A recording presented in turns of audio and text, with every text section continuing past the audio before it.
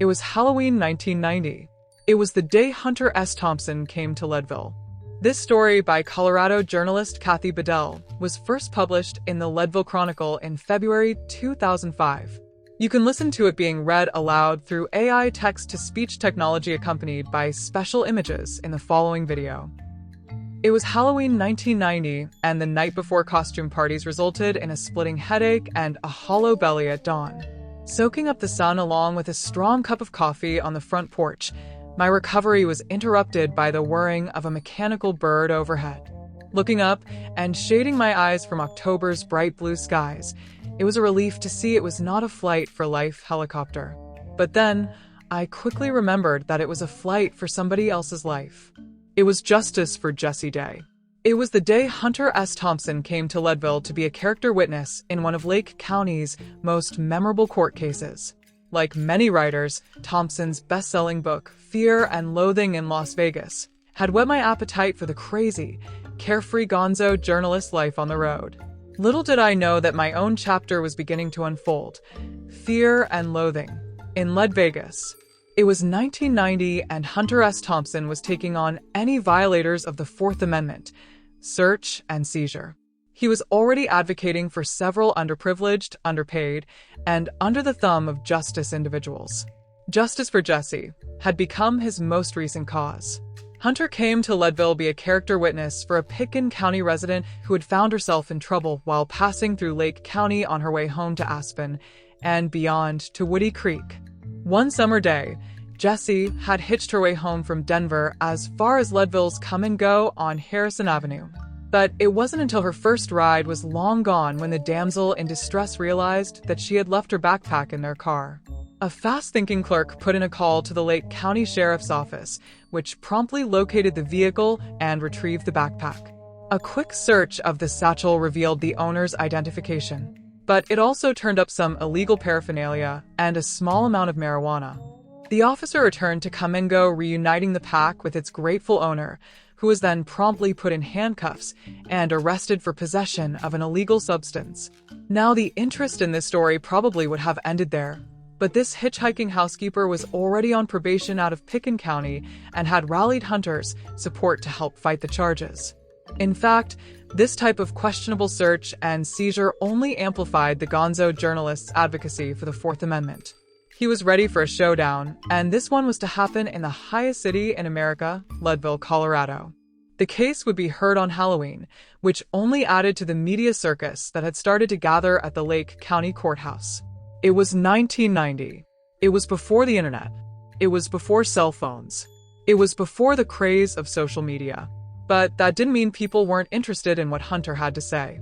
The court docket said the case would begin at 1 p.m., so I popped in for a second cup of coffee at the Golden Rose, a long-standing restaurant located directly across from the courthouse on the corner of 5th and Harrison. My newspaper colleagues and TV station reporters were frantically setting up satellite trucks on the courthouse lawn as everyone vied for position in the hope of getting a shot of the famous character witness.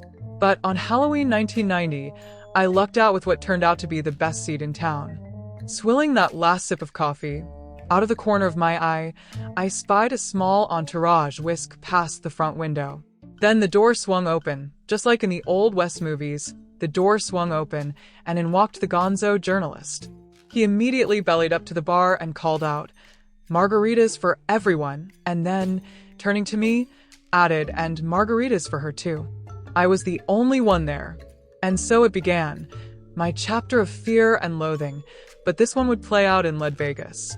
On Halloween 1990, I spent hours smoking cigars and drinking margaritas with the Gonzo journalist. From time to time, someone from Hunter's entourage would run across to the courthouse to see how far along the trial was coming and when Hunter needed to take the stand.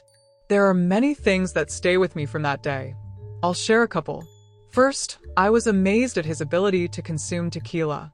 I mean, it wasn't until about 3:30 that he actually testified, and Hunter seemed pretty lucid after drinking pitchers of margaritas. It was classic Hunter. Which leads me to my second impression. The guy was very smart.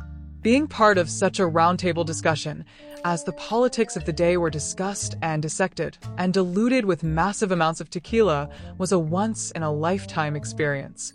Finally, Hunter S. Thompson took the stand in the Lake County Courthouse. My vantage point of the packed courthouse was through the diamond-shaped small windows of the rear doors, the same ones that are still there today. Hunter was very animated, waving his unlit cigar about as he made speeches about justice and laws regarding illegal search and seizure. I couldn't clearly make out what he was saying, but it didn't matter. By then, I had heard it all. After his testimony, the mob moved across the street. Word must have got out that Hunter was hanging out at the Golden Rose, and the crowd started to grow. The number of usually unimpressed with celebrities locals who showed up was unusually impressive. But this was Hunter S. Thompson. As the day stretched into happy hour, the margaritas continued to flow.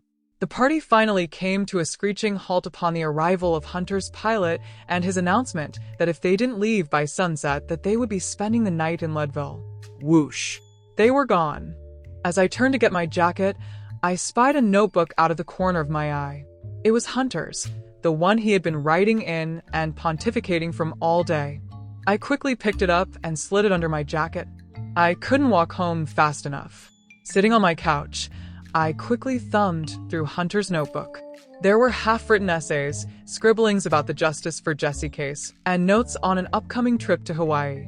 It was the latter that intrigued me. The grocery list and budget were something a young journalist could only aspire to, a no-holds-barred, no-budget trip with all my friends on sandy beaches. That aloha daydream was interrupted by the whirring of Hunter's helicopter. I knew it was him. After all, Leadville does not have an afternoon flight schedule. As the sun set over the mountains, I watched Hunter's helicopter head over Mount Massive, back to Aspen, back to Woody Creek. What a day. What an experience. And so it was that sentiment along with some lingering Cuervo that prompted my next action.